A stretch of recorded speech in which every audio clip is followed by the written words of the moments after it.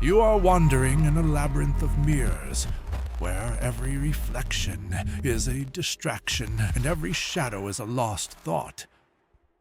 In this age of cognitive fragmentation, your attention is being harvested like raw ore by unseen machines. You feel the psychic entropy, that heavy, silent exhaustion where the mind spins in a void of overstimulation. Marcus Aurelius once whispered to the ages, "The soul becomes dyed with the color of its thoughts." Look at your reflection. Is your soul still yours? Or has it become a chaotic mosaic of worldly noise? You are not the thinker. You have become the thought. To master the mind, you must first achieve the great witness. Zen traditions call this mushin, the mind without mind. And when a storm of intrusive thoughts strikes, the uninitiated try to build walls. But walls only give the storm something to break. You must become the sky, not the clouds. The sky does not struggle with the lightning. It simply provides the space for it to pass. Practice cognitive labeling. When a thought arises, do not enter its narrative.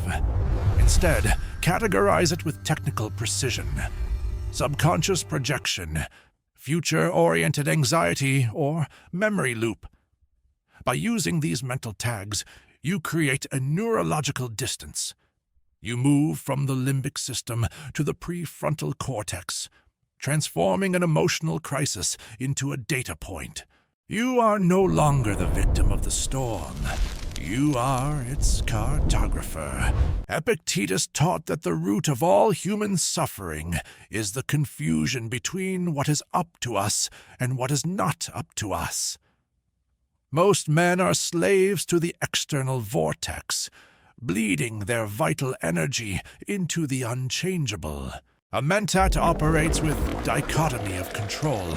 If the focus is directed at the immutable laws of fate, it is wasted. Energy must be hoarded for the internal empire. Create a mental audit. Before a thought consumes another minute, ask, is this an adjustable variable or cosmic constant? If it is a constant, dismiss it with the phrase amor fati, love of fate. This is the conservation of psychic mass. By filtering out the noise of the external world, you concentrate your internal power, turning a scattered light into a surgical laser of intent. The mind is a time traveler, often lost in the necropolis of the past or the illusions of the future. To pull it back, you must use the biological tether. Leonardo da Vinci knew that saper vedere, knowing how to see, was the key to presence. Your senses are the only parts of you that exist strictly in the present. While the mind dreams, the body breathes. Implement the five-fold sensory scan. Identify the precise texture of the air, the rhythmic pulse of your own heart, and the subtle vibrations of the room. Do not just see. Observe the interplay of light and shadow. This triggers somatosensory awareness. It severs the abstract loop of overthinking by flooding the brain with concrete, real-time data. You ground your consciousness in the soil of reality, where growth is actually possible. A sanctuary is not a sanctuary if the gates are never closed. The mentat understands the sacred compartmentalization of the psyche. If you allow chaos to haunt your halls 24 hours a day, you will eventually become the ghost. Order is the precursor to power. You must define the boundaries of your own mental territory. Establish a vespers of concern.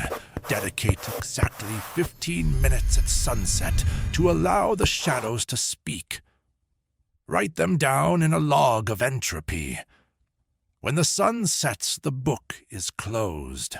The gate is locked. This creates temporal discipline. By giving your anxieties a scheduled appointment, you prevent them from invading your productive hours.